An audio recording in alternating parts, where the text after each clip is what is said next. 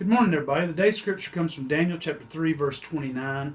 Therefore I make a decree that every people, nation, and language which speak anything amiss against the God of Shadrach, Meshach, and Abednego shall be cut into pieces, and their houses shall be made a dunghill, because there is no other God that can deliver after this sort. What happened is Shadrach, Meshach, and Abednego decided to trust God.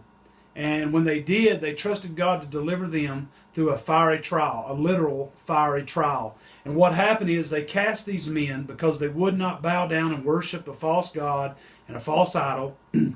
They cast them into a burning fiery furnace. I know everybody's heard this story.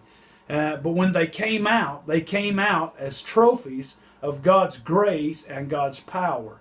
The power of the fire and the power of the smoke was not on them. They were loose from the bondages that they had on their lives at that time. And through that, and through them coming out, they became trophies of God's power, God's grace.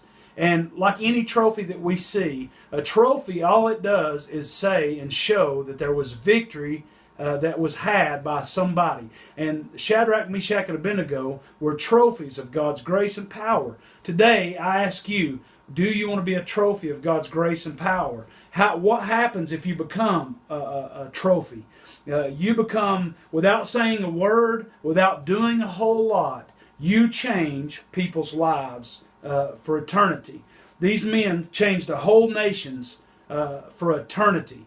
Because this king said, I've seen these men put their trust and faith in God, and because God, how he came through this, I'm going to make a decree that everybody will acknowledge the God of Shadrach, Meshach, and Abednego. Let me tell you something today, friend. No matter what kind of bondages you have in your life, if you put your trust and faith in Jesus Christ, you can change people around you by being a trophy of God's grace. Thank you, and God bless you, and have a great day.